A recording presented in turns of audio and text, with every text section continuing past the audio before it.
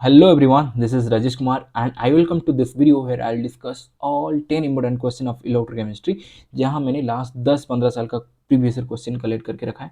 हाँ, ये 10 मिनट में हम 10 क्वेश्चन तो करेंगे ही पूरा एक्सप्लेनेशन के साथ, इसीलिए थोड़ा पेशेंस रखना। बट चीज़ें ये कि 10 में ख़त्म नहीं होने वाला, और एक वीडियो में बनाया हूँ जिसमें और इंपॉर्टेंट 10 क्वेश्चन है। बट पहले ये कर लेते हैं, उसके बाद वो वाला देखना, ठीक है। लेट्स एंजॉय द 10 मिनट, हाँ 9.5 minute. Let's come to the question number 1. The difference between two electrode potentials. Whenever there is no current pass through or withdrawn, that means reaction जब हो रहा है तो प्रोडक्ट और रिएक्टेंट के बीच में already equilibrium reached हो चुका है, सेल बंद हो चुका है, तो वहाँ पे जो पोटेंशियल होगा that is called cell EMF और electromotive force of the cell.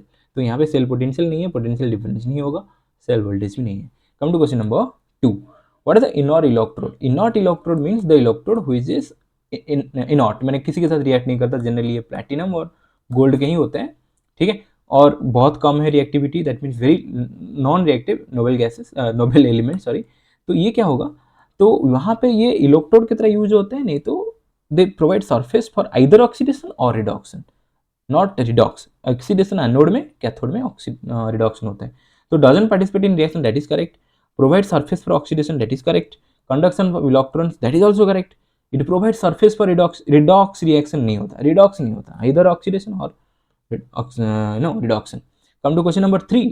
an electropotential electrochemical cell behave as an electrolyte.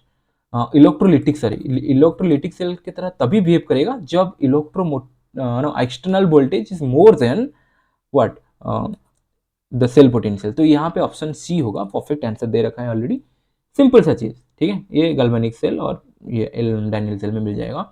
Question number 4.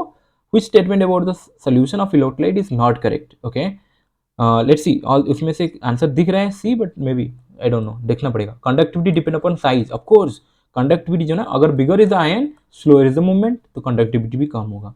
Conductivity depend upon viscosity, yes, ज़्यादा थिकर सोल्यूशन होगा तो आयन मूव नहीं कर पाएंगे, तो कंडक्टिविटी भी कम होगा।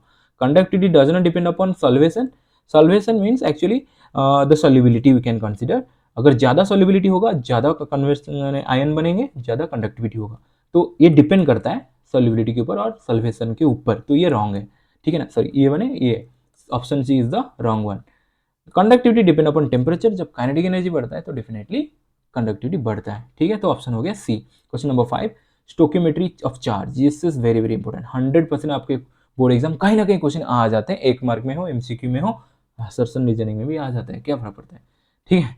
तो देखो क्वेश्चन एक्चुअली Al2O3 जो है, यहाँ से अगर एल्यूमिनियम हम करा रहे हैं तो एक्चुअली ऑक्सीडेशन स्टेट यहाँ पे दिखना पड़ेगा आपको, एल्यूमिनियम का क्या है, दैट इज +3।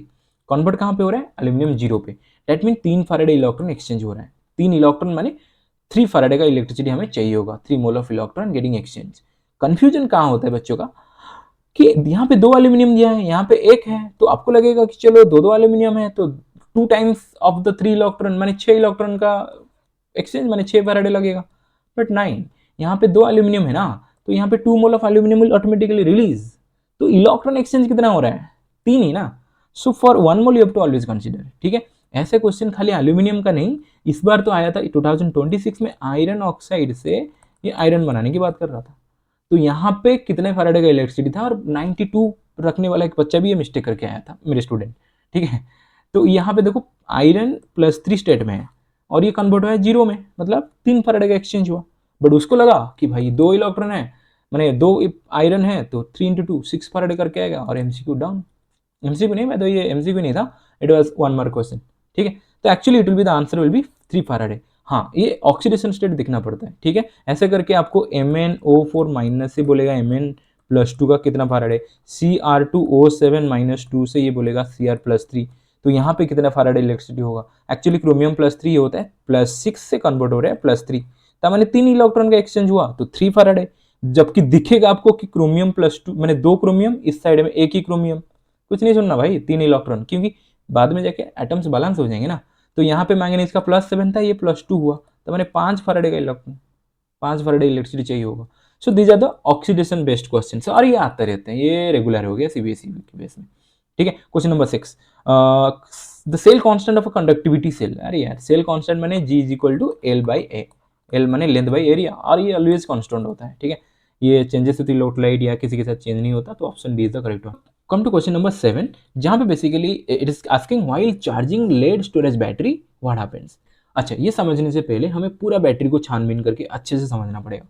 ये देखो, एक्चुअली जो है लेड एसिड बैटरी का सिस्टम क्या है, whenever it is in discharge condition और यूज कंडीशन, तब क्या होता है, ये जो है ना तुम्हारा नेगेटिव चार्ज वाला एनोड, यहाँ पे क्या होता है, लेड जो है ग्रे कलर का लेड जनरली, ये क्या होता है, कन्वर्ट होता है लेड सल्फेट में। ठीक है, तो lead oxidise to lead sulphate. And जो पॉजिटिव वाला साइड है वहां पे यूज होता है जनरली तुम्हारा जो चॉकलेट कलर का लेड ऑक्साइड, तो ये जी होगा। ठीक है, तो ये लेड सल्फेट में कन्वर्ट हो जाता है। तो यहाँ पे जो था +4 oxidation state converted to +2 oxidation state, तो यहाँ पे रिडक्शन हुआ, और यहाँ पे पीबी 0 में था, कन्वर्ट हो गया पीबी+2 ऑक्सीडेशन स्टेट में, तो ऑक्सीडेशन हुआ। तो this is the case of charging. तो ओवरऑल रिएक्शन जो हो गया, PB converted to PbSO4 and PbO2 also, तो ये हो गया overall reaction. But during charging condition, जब आप चार्ज करा रहे हो, तब सिचुएशन अलग हो जाता है।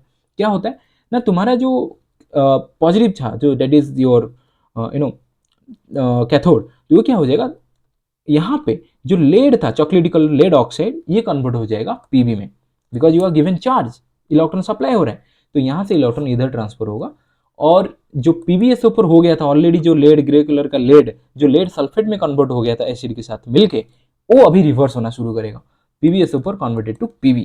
तो that means Pb+2 converted to 0। जो पहले एनोड था अभी ये कैथोड हो गया, जो पहले कैथोड था अभी ये एनोड हो गया, और रिएक्शन में खाली आरो मार्क चेंज हो गया। आरो मार्क माने आप देखोगे सिंपल सा, जो रिएक्शन यहाँ पे देख रहे थे Pb कन्वर्टेड टू PbSO4, ये चार्जिंग के केस में PbSO4 converted to Pb, discharging के केस में एनोड में PbO2 कन्वर्टेड टू PbSO4, और चार्जिंग के केस में वही PbSO4 कन्वर्टेड टू PbO2। ठीक है, तो this is all about reversing the equation. चलो अभी क्वेश्चन देख लेते हैं। क्वेश्चन में पूछा था कि during charging the lead acid battery what happened. तो एक्चुअली चार्जिंग के केस में lead sulphate at anode side converted to Pb, that's fact. Cathode में तो नहीं होता है, PbSO4 ये नहीं होता है, एनोड में नहीं होता, तो इसमें से करेक्ट आंसर ए ही होगा। ठीक, coming to the question number 8, ionic solution के ऊपर है। Molar conductivity of ionic solution depend upon temperature और इलेक्ट्रो डिस्टेंस, सरफेस एरिया, किसी के ऊपर डिपेंड नहीं करता, डायरेक्ट डिपेंड करता है इसके ऊपर, कॉन्सेंट्रेशन के ऊपर। ये सब रॉन्ग होंगे, ठीक है, क्योंकि कॉन्सेंट्रेशन के ऊपर मोलर कंडक्टिविटी, मोलर माने number of ions, right, number of concentration. Okay, magnesium copper cell, तो मैग्नीशियम +2 ये क्या होता है, ये है मैग्नीशियम कन्वर्टेड टू मैग्नीशियम+2, कॉपर+2 कन्वर्टेड टू कॉपर।